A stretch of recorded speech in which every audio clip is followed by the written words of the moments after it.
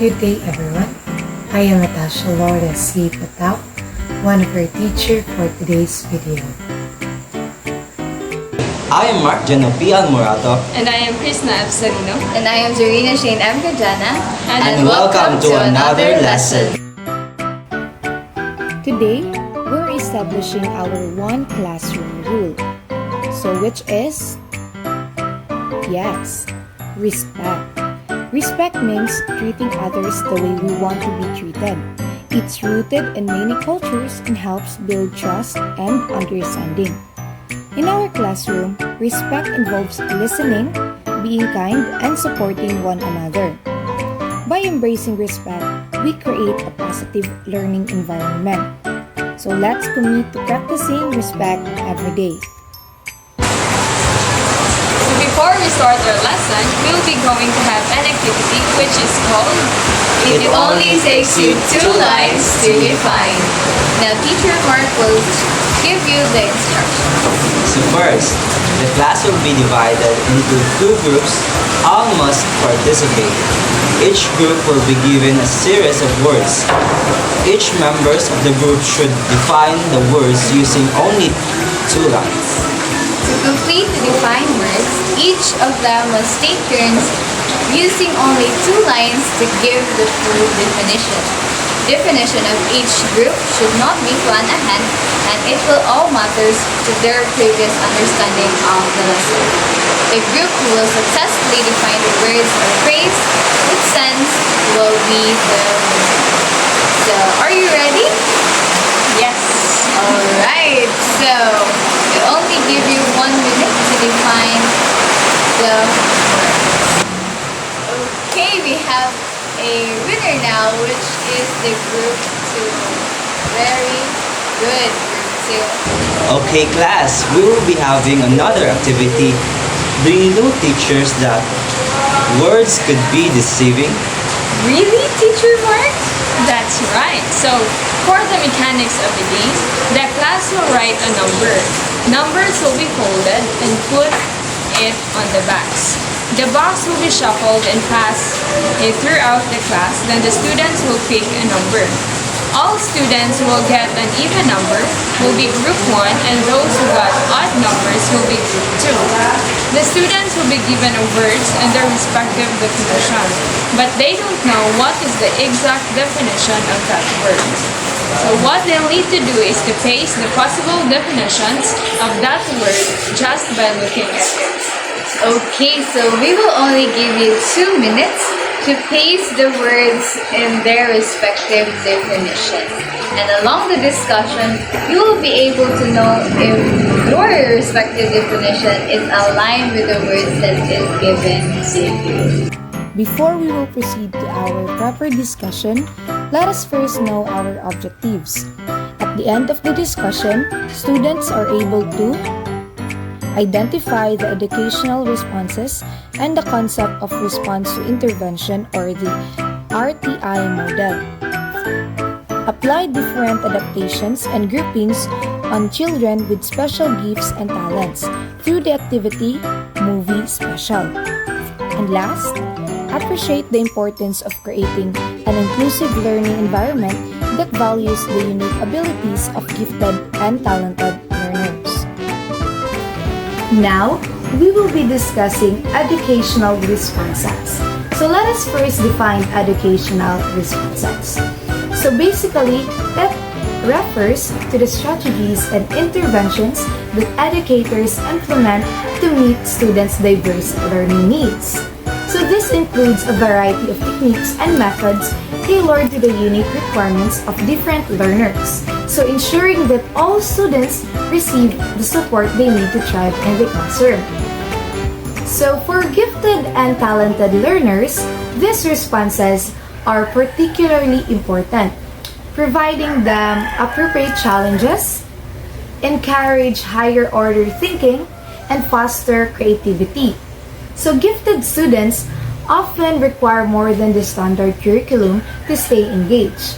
Educational responses designed for them challenge their critical thinking skills, push them to explore new ideas and stimulate their creativity, allowing them to excel academically.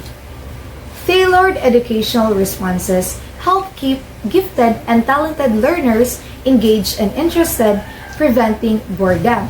So by offering simulated activities and relevant challenges, educators can capture the attention of gifted learners. This engagement is crucial as boredom can lead to disengagement and a lack of motivation. So activities that align with their interest can spark enthusiasm and curiosity. These strategies not only keep students engaged but also promote academic process. By addressing the unique needs, students advance through the curriculum at a pace that suits them, maximizing their potential and helping them to achieve higher academic goals. Now, let's move on to response to intervention or the RTI. Let us first define RTI.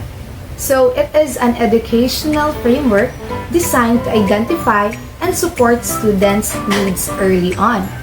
So, RTI emphasizes early detection of learning challenges and provides a structured method for educators to address these challenges promptly.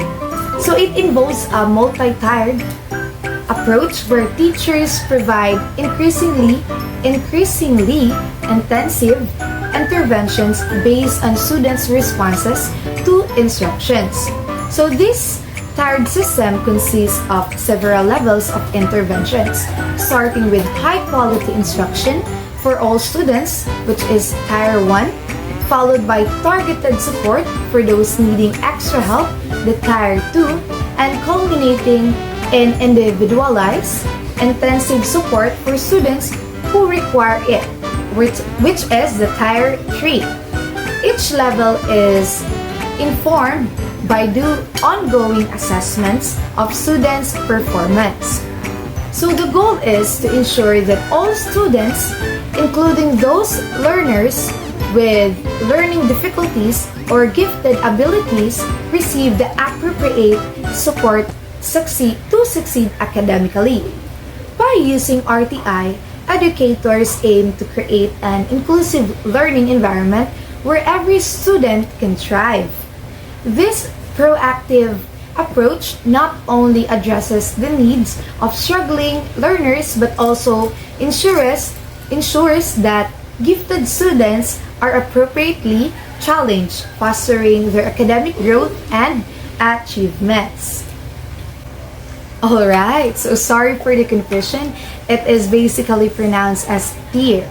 So, the RTI model consists of 3 tiers designed to address diverse learners' needs. So, number 1 is it involves high-quality classroom instructions for all students. So, at this level, teachers deliver effective, research-based instruction that is accessible to every learner. So, for example, a teacher uses differentiated instruction in the classroom, offering various reading materials that cater to different reading levels. So, in this approach, it ensures that all students are engaged and learning at a level appropriate for their abilities. So number 2, this tier provides targeted interventions for students who need additional support. So meaning here, students identified as needing extra assistance receive more focused instruction in small groups. This allows for tailored strategies that address specific learning needs. So for example, a small group of students who need extra support meets with a teacher to work on specific reading strategies, such as guiding reading sessions focused on comprehension skills. So this targeted approach helps improve their understanding and skills. And lastly, number 3, this tier offers intensive, individualized help for those requiring more specialized assistance. So at this level, students who have not responded adequately to tier 1 and 2 interventions receive highly personalized support, often involving special needs. So an example for this is a student struggling significantly with math receives one-on-one tutoring with a specialist. This tutoring focuses on personalized lessons that address their specific gaps in understanding, ensuring that the student receives the necessary support to improve. In conclusion, this RTI framework ensures that all learners, including those who are gifted and those who are facing challenges, receive the appropriate support they need to succeed academically. Through addressing diverse needs through a structured approach, educators can create inclusive environment that foster growth and achievement for every student. Adapting the learning environment. Adapting the learning environment for children with special gifts and talents create an inclusive and stimulating atmosphere that nurtures their unique abilities. So here are some strategies that you can use to adapt the learning environment to children with special gifts and talents. First is we have differentiated instruction. So every student or every learner had learning needs. So it's really important that you tailor learning experiences to meet the diverse needs of gifted students. You could provide advanced materials or allow for independent projects that align with their interests. Now we also have enrichment opportunities. Offers enrichment in programs that go beyond the standard curriculum, and this could include advanced classes, extracurricular activities, or mentorship programs in areas of interest. So it's really important to give these enrichment activities for your students for them to be able to enhance or grow their interests or abilities. Also have acceleration options. Consider acceleration strategies such as grade skipping or subject acceleration to challenge gifted learners appropriately. So now that we are not in the traditional way of learning, grade skipping is not that quite recommended in today's setting. So you could do subject acceleration to your students for them to be able to have an advanced learning for other activities or other lessons so that they will not be bored in repeating on handling some or dealing with some subjects, and they could actually gain new skills by doing subject acceleration. Now we also have social emotional support. Provide resources and programs that address the social and emotional needs of gifted learners and helping them to connect with peers and manage the challenges that come with their abilities. You could bring your learners to many programs that will enrich their abilities to communicate or to socialize with other people, and also to have a development on their different abilities. For example, you are going to bring them onto some competitions that aligns with their interest. So next is we have inclusive environment. So create a classroom culture that values diversity and fosters respect for different talents and abilities. So encourage collaboration and peer support among students. So Grouping could be one of the things that could enhance an inclusive environment or diverse grouping of your learners. So for example, you are going to have a different instructions or different students that they will encounter in some different activities so that they will be able or the other peers could accept their situations, accept different talents and abilities of their co-students or their co-peers or their friends. So last for the adapting learning environment for children is to have a regular assessment and feedback. Use ongoing assessments to monitor progress and adapt instruction accordingly. Provide specific feedback that encourages growth and development. So you need to have a regular assessment for your students who have special talents and gifts for you to be able to assess in which areas they are still weak or which areas are you still going to improve for them. So you need to also provide positive feedbacks even in the small things because that could mean a lot to them. It will lead them to be motivated and encouraged in doing different activities or abilities. So we have grouping. Grouping students with special gifts and talents is essential for fostering their development and maximizing learning opportunities. So here are some strategies. First is we have flexible grouping. Utilize flexible grouping strategies to create varied learning experiences. This allows gifted students to work with peers of similar abilities or interests. So ability grouping could be also in line with flexible grouping in which you group the students that shares the same interest or abilities for them to be able to have a great learning outcomes and they could actually socialize with other people or other students. But you also need to know that you will not just group them according to their abilities, but you could also utilize or group them into other or with other students or with other peers who do not share the same abilities or interests with them.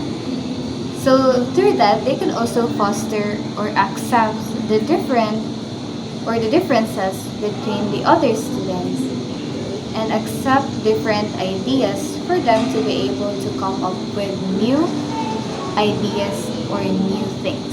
Now we also have cooperative learning. Implement cooperative learning strategies where gifted students can take on leadership roles while collaborating with peers of varying abilities. This promotes social skills and allow for peer teaching. So you could assign or you could teach your students to have a leader roles for their peers or for their other students so that they can enhance their leadership roles and they could also foster social communication or social skills. Now we also have mentorship and peer tutoring. Pair gifted students with mentors or involve them in peer tutoring programs. This provides opportunities for them to share their knowledge while also benefiting from the expertise of others. So for example, you will have a tutor for your students with special gifts and talents for them to be able to learn something new, or they could actually gain something from the expertise of their tutor, or you could pair them with other students for them to share their knowledge to others, and as well as they could also gain something from their other or their peers or their other classmates. Now we also have project-based learning groups. Organize students into groups for project-based learning, allowing gifted students to explore their interests while collaborating with peers. This approach promotes critical thinking and problem-solving skills. So you will group your students according or while giving them a project. So this allows them to have a critical thinking on what are the things that they are going to do in order to have a great project or an ideas that will come up into something new and something that is meaningful. So they could also have a or improve their problem solving skills here because a lot of ideas or a lot of things that could come up to have a one goal. Now, lastly, or we also have interest-based grouping. So this is where you group your students according to their peak of interest or according to their abilities so that they will be able to also have or improve their social skills that in lines with their interests. So last is we have cluster grouping. So implement cluster grouping where a small number of gifted students are placed together in a heterogeneous classroom. This allows for targeted instruction while keeping them integrated with peers. So next is we have the student acceleration. So student acceleration refers to any means of matching the child's ability and level of motivation with advanced content. It occurs when students move through traditional curriculum at rates faster than typical. So mostly here sa student acceleration, we have the grade skipping, which is a traditional way of accelerating students from one grade to another. But now in our present time, it is not really effective. So student acceleration is that the students should be exposed to grade level work that matches his or her ability. Kaya and where if students, especially students with gifted and talented, they might find the subject boring or they might find it uninteresting, especially if the grade level or the lesson is too easy for them. So student acceleration, of course, when that times happen, so when gifted students were accelerated, there was an increase in their academic achievement. So mostly if students will be more accelerated on a level of difficulty that they were in, they will be more challenged and they will be given a chance to enhance more about their abilities. So next is we have adapting curriculum. So adapting curriculum takes into consideration the individual learning needs and abilities of each student. An adapted curriculum can be adjusted to include different instructional strategies, materials, and assessments that cater to the specific strengths and weakness of students. So here in adapting curriculum, especially in those students with diverse needs and those students who are gifted and talented, we should also offer different instructions and strategies in order for us to cater those needs of these learners. So since gifted children comprehend complex ideas quickly, learn more rapidly, and in greater depth than their peers, they must be allowed to move through lessons at their own pace. They must be given the opportunity to show mastery of information and then move on. Let's move on to the last topic, which is effective education program. First is acceleration. Acceleration occurs when students move through traditional curriculum at rates faster than typical. Implementing gifted and talented programs is an example of acceleration. So these initiatives find high potential students and provide them advanced curriculum, opportunities for independent study, and mentorship. Students can finish high school algebra by the end of middle school. For example, if a school offers accelerated math coursework, Students who are prepared for more difficult content benefit from this as well as gain confidence and motivation from seeing their skills valued and developed.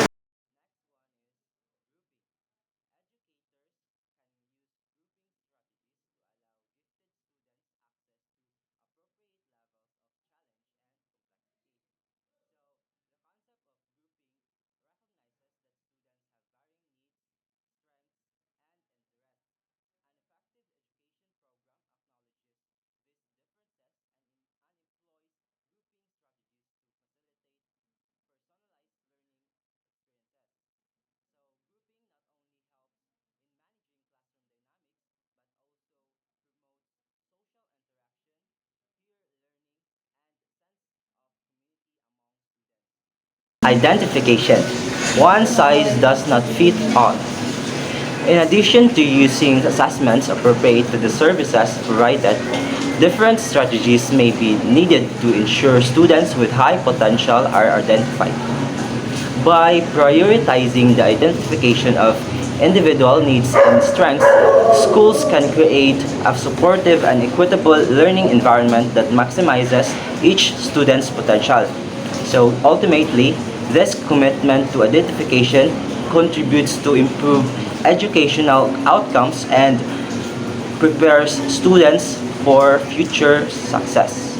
Pull out and other specialized programs.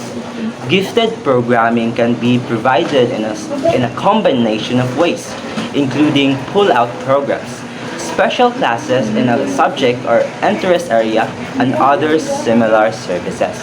So these programs support inclusivity and assist all students in realizing their potential while attending to their individual requirements.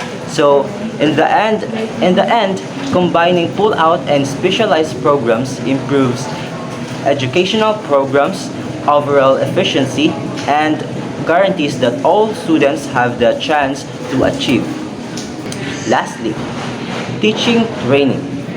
Every school and district should have an expert in gifted education available to provide services and advise colleagues.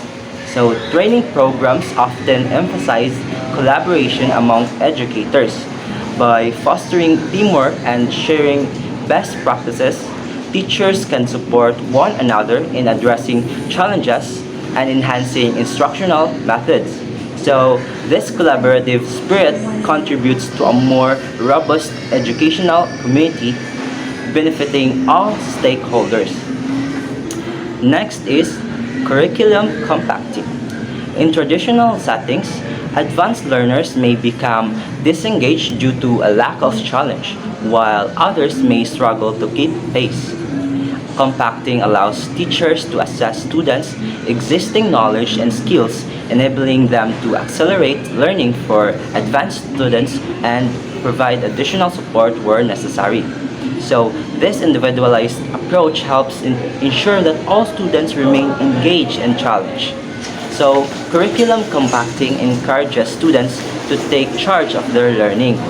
When students are allowed to progress through materials at their own pace, they develop a sense of ownership and responsibility for their education. So lastly, curriculum compacting contributes to a more positive classroom environment. When students feel challenged yet supported, their enthusiasm for learning increases.